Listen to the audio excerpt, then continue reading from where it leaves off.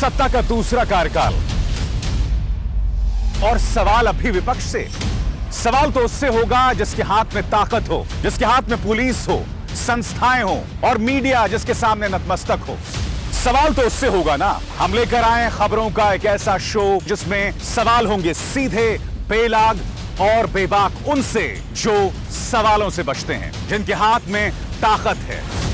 बेबाक सिर्फ the live TV पर। द लाइव टीवी, सच सबसे आगे। नमस्कार, आप देख रहे हैं बेबाक। मैं अविसार शर्मा। दोस्तों, आज पूरे भारत के लिए जश्न का दिन है क्योंकि मारी छोरियां किसी से कम नहीं है। जी हां, हॉकी के सेमीफाइनल्स में ऑस्ट्रेलिया को हराकर हमारी लड़कियां जो हैं पहुंच गई हैं ओलंपिक के सेमीफाइनल्स में। मगर जैसा कि हर बार होता है, बेगानी शादी में अब्दुल्ला दीवाना। और यहां अब्दुल्ला दीवाना कौन है? भारतीय जनता पार्टी सरकार। वो और उनके चाटुकार उनकी जीत का क्रेडिट लेने के लिए पहुंच रहे हैं। मैं आपको बताऊंगा अपने पहले विषय में कि दरअसल कौन सा राजनेता है जिसे इसका क्रेडिट दिया जाना चाहिए। नंबर एक। नंबर दो, कल अमित शाह जो हैं उत्तर प्रदेश की यात्रा पर थे, मगर कल उन्होंने उत्तर प्रदेश की जनता के सामने इतनी गलत बयानी की, झूठ तो नहीं बोलूंगा, मगर उसी गलत बयानी का आज मैं आपको पर्दाफाश करने वाला हूं। मगर सबसे पहले दोस्तों, ओलंपिक। दोस्तों, सबसे पहले इन दो चेहरों पर गौर कीजिए, गुरजीत कौर और सविता पुनिया। कौन गुरजीत कौर?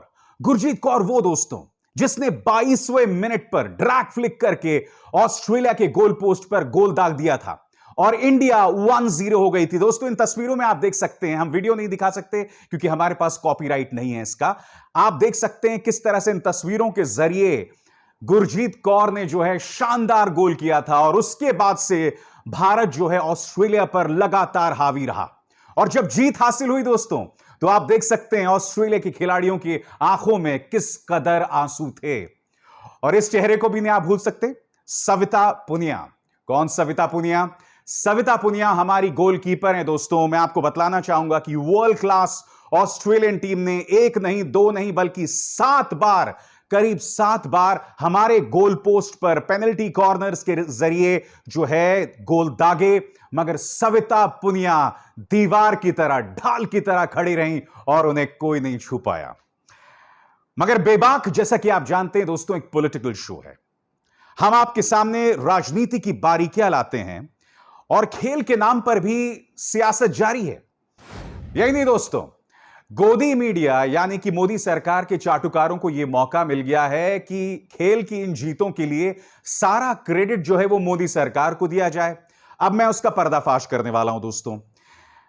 मैं आपको बतलाने वाला हूं कि दरअसल भारतीय हॉकी कि दोनों मेंस और वुमेन्स टीम जो सेमीफाइनल में गए हैं, इसका क्रेडिट दरअसल किसको जाता है। स्क्रीन पर देखिए दोस्तों, आपके स्क्रीन पर हमारे 2 गोलकीपर श्रीजीत और उनके साथ में सविता पुनिया, और इन दोनों के छाती पर आप देख सकते हैं किस राज्य का नाम लिखा है, ओडिशा। अब यह तस्वीर देखिए दोस्तों, ओडिशा के मुख्यमंत्री नवीन पटनायक के साथ आप यहां पर हमारे दोनों टीम्स के कप्तानों को देख सकते हैं। इसका अर्थ क्या हुआ दोस्तों? इसका अर्थ यह हुआ कि ओडिशा ने साल 2018 में हमारी हॉकी टीम्स को स्पॉन्सर किया था। और आप जानते हैं दोस्तों, ओडिशा एक गरीब राज्य है। गरीब राज्य होने के बावजूद उन्होंने करीब 150 करोड़ रुपए, सही सुना आपने, 150 करोड़ रुपए दोस्तों इंडियन हॉकी में डाला, इंडियन हॉकी टीम्स में डाला। ओडिशा सही मायने में वो राज्य है जिसे भारतीय जीत का क्रेडिट या श्रेय दिया जाना चाहिए। हालांकि मैं एक बात स्पष्ट कर दूं दोस्तों, मैं इस चीज के बिल्कुल खिलाफ हूं कि राजनेताओं को क्रेडिट देना चाहिए। मगर सोचिए, अगर ओडिशा ने हमारी भारतीय हॉकी टीम को साथ ना दिया होता तो क्या होता? क्योंकि देखिए, भारत सरकार हो या भारत की जनता, इनका सारा ध्यान तो क्रिकेट में है। क्योंकि अमित शाह के बेटे जय शाह जो हैं, वो हॉकी टीम में थोड़ा ना किसी तरह का कोई योगदान दे रहे हैं। जय शाह कहां योगदान दे रहे हैं? वो बीसीसीआई में हैं, आईपीएल में दिखाई देते हैं, हॉकी के किसी मैच में वो दिखाई नहीं देते हैं। तो अगर क्रेडिट दिया जाना चाहिए दोस्तों, तो सिर्फ और सिर्फ इस शख्स नवीन पटनायक, जो कि ओडिशा के मुख्यमंत्री हैं। मैंने कार्यक्रम की शुरुआत में आपको बताया कि बेगानी शादी में अब्दुल्ला दीवाना वाला काम बीजेपी सरकार कर रही है। अगर आपको बीजेपी सरकार की हकीकत जाननी है दोस्तों, तो आपके सामने यह खबर। इन Olympic year sports budget cut by 230 crores। एक तरफ जहां हॉकी में उड़ीसा की सरकार 150 करोड़ की मदद हमारी हॉकी टीम्स को देती है, दूसरी तरफ आप देख रहे हैं दोस्तों, भारत सरकार यानी कि मोदी सरकार यानी कि बीजेपी सरकार ने स्पोर्ट्स बजट 230 करोड़ से कम कर दिया था। अब ये लोग क्रेडिट लेने की बात करते हैं। किस मुंह से ये लोग क्रेडिट लेने की बात करते हैं? दोस्तों, आपके स्क्रीन पर यह बयान देखिए। जुमा 20 दिन हुए इन्हें स्पोर्ट्स मिनिस्टर बने हुए। अनुराग ठाकुर कह रहे हैं कि पीवी सिंधु जो ब्रॉन्ज मेडल जीती हैं और भारतीय महिलाएं जो शानदार प्रदर्शन कर रहे हैं ओलंपिक के अंदर, उसके पीछे प्रधानमंत्री नरेंद्र मोदी का बेटी बचाओ बेटी पढ़ाओ है। उसकी हकीकत मैं थोड़ी देर बाद आपको बताऊंगा। दोस्तों, पूरा गोदी मीडिया मानो लग गया है इन जीतों के लिए मोदी सरकार को क्रेडिट देने के लिए। अभी हाल ही में एक चैनल शुरू हुआ है जिसका नाम है टाइम्स नाउ नव भारत। मैं आपको 20 सेकंड की एक छोटी सी झलक दिखाना चाहूंगा। इस इंटरव्यू में इन्होंने चाटुकारिता की तमाम हदों को पार कर दिया। दोस्तों, देखिए खुदा। नमस्कार अनुराग ठाकुर जी, आप हमारे साथ आज जुड़े हैं ऐतिहासिक दिन पर। ऐतिहासिक दिन इसलिए क्योंकि हॉकी टीम भी सेमीफाइनल तक पहुंच गई है और पीवी सिंधु ने कांस्य पदक जीता है। आपके आते ही जैसे बौछार हो रही है मेडल्स की। मैं आपको बता चुका हूं, हॉकी में अगर किसी को क्रेडिट जाता है तो सिर्फ और सिर्फ उड़ीसा सरकार को। मैं आपको यह भी बता चुका हूं कि इन्होंने स्पोर्ट्स बजट जो है 230 करोड़ रुपए कम कर दिया था। तो हम मोदी सरकार को इन जीत के लिए कैसे क्रेडिट दे सकते हैं? और सबसे अजीबोगरीब बात आपने सुना, अनुराग ठाकुर ने यह कहा कि बेटी बचाओ और बेटी पढ़ाओ जो प्रधानमंत्री नरेंद्र मोदी ने शुरू किया, उसी का परिणाम है कि हमारे जो खिलाड़ी हैं बेहतरीन प्रदर्शन कर रही हैं, महिला खिलाड़ी। तो मैं आपको बतलाना चाहूंगा कि पीवी सिंधु जो है ना, पीवी सिंधु ने अपना करियर की शुरुआत की थी साल 2009 में। ये देखिए, साल 2009 में, उस वक्त वो सिर्फ 14 साल की थी।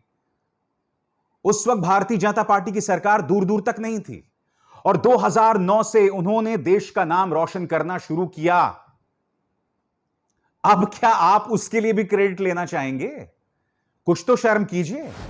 और अगर आपको लगता है कि बेटी बचाओ बेटी पढ़ाओ जो है वो बहुत सफल नारा रहा है, तो अनुराग ठाकुर जी, मैं आपसे कुछ सवाल पूछना चाहता हूं।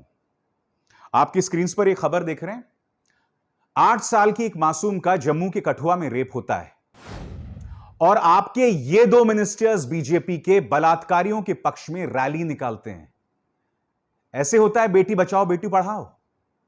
अब ये खबर देखिए, उन्नाव के पूर्व विधायक कुलदीप सिंह सेंगर एक मासूम का बलात्कार करते हैं।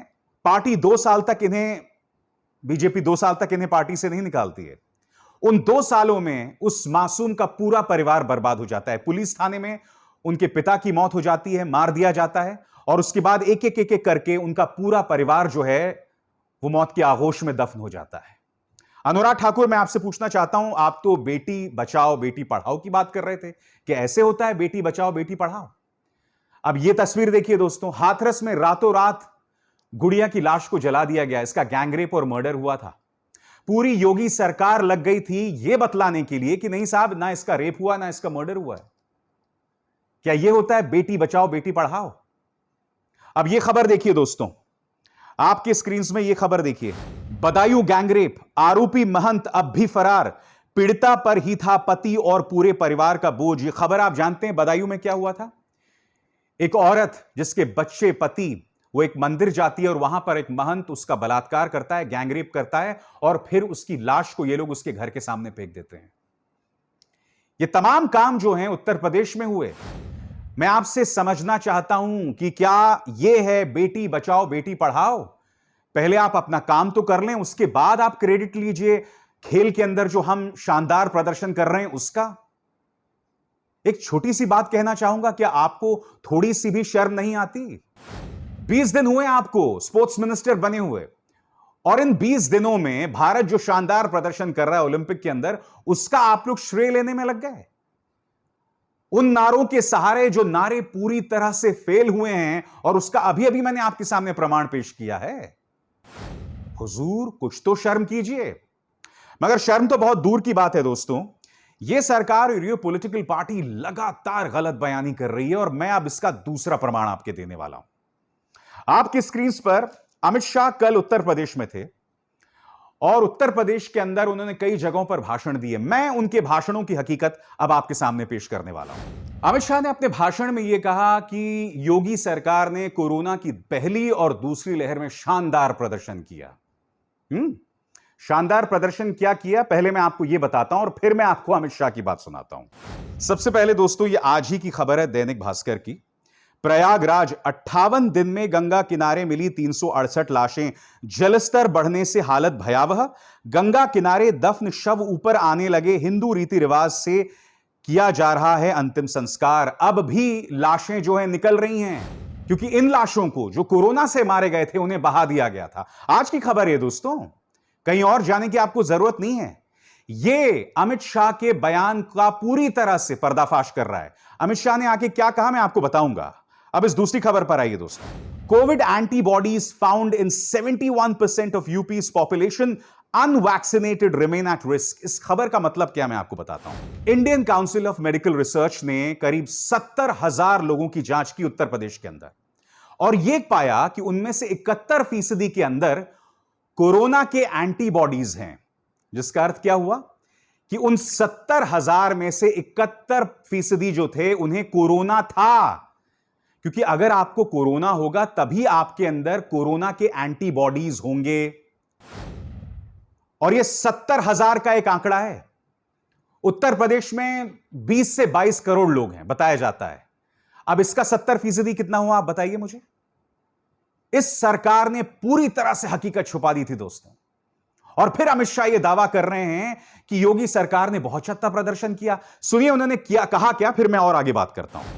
कोविड के दोनों लहरों में उत्तर प्रदेश शासन ने योगी जी के नेतृत्व में बहुत अच्छा काम किया है।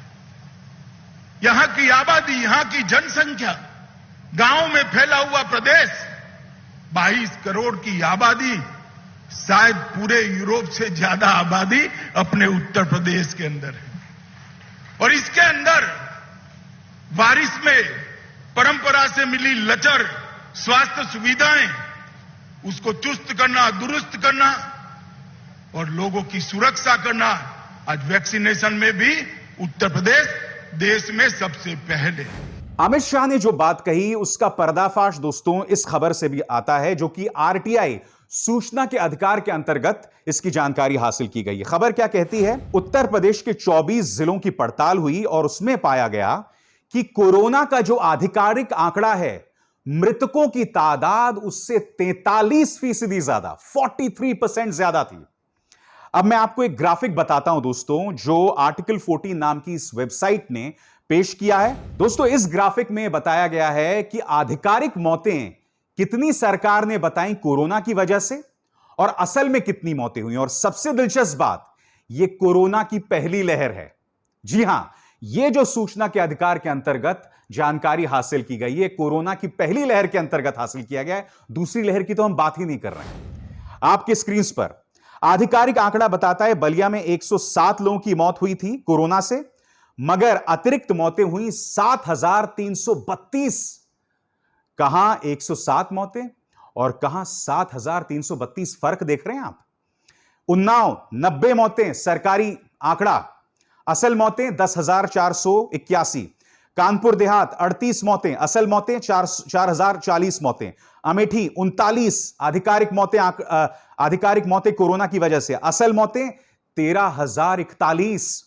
लखनऊ देखिए साहब, आधिकारिक आंकड़ा कोरोना की वजह से आपके स्क्रीन पर 1,211 आधिकारिक मौतें हुई कोरोना की वजह से और असल में मौतें हुई 30,222।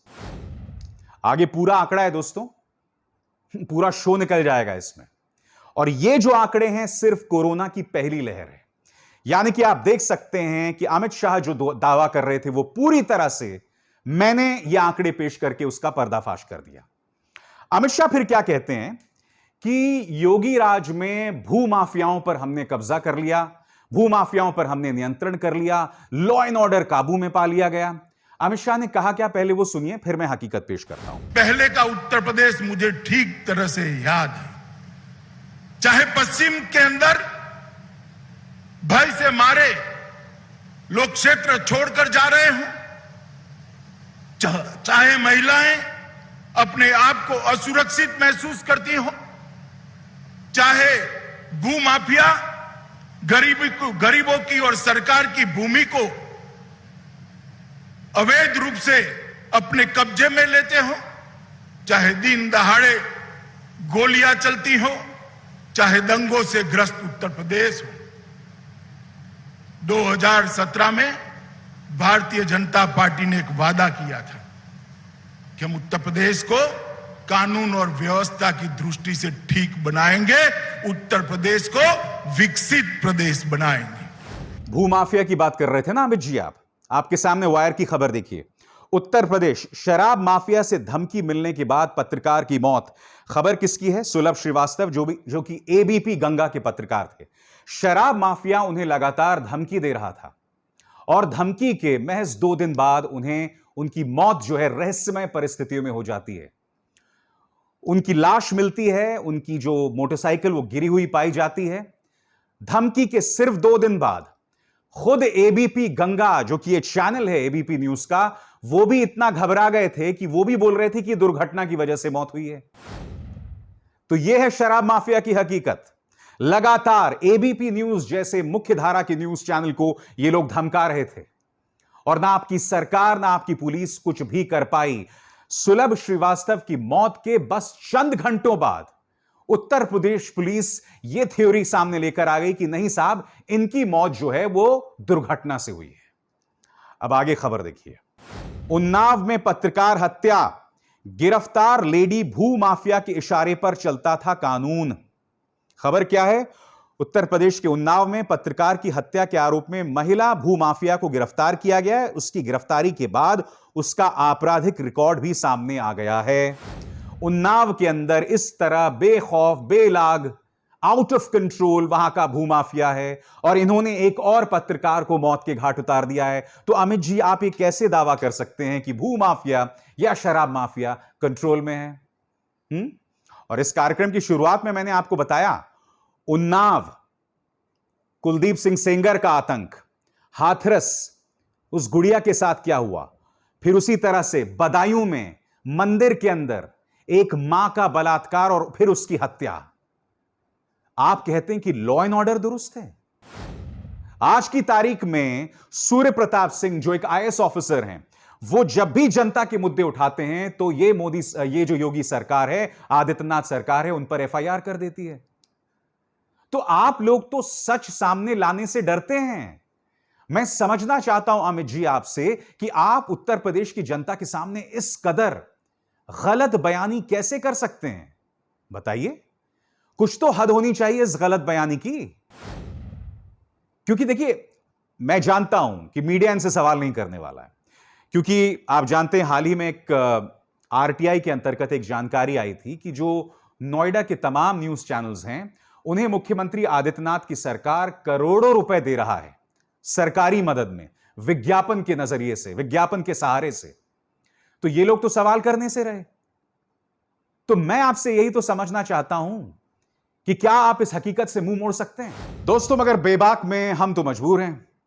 हम आपके मुद्दे उठाते हैं। हमारा ही मकसद होता है दोस्तों कि उन सवालों को आपके सामने लाया जाए, सत्ता से वो सवाल पूछा जाए जिन सवालों के बाद सरकारें जो हैं वो असहज हो जाती हैं। हम अपने उस कर्तव्य पथ पर लगातार बने हुए हैं और उससे पीछे नहीं हटने वाले हैं।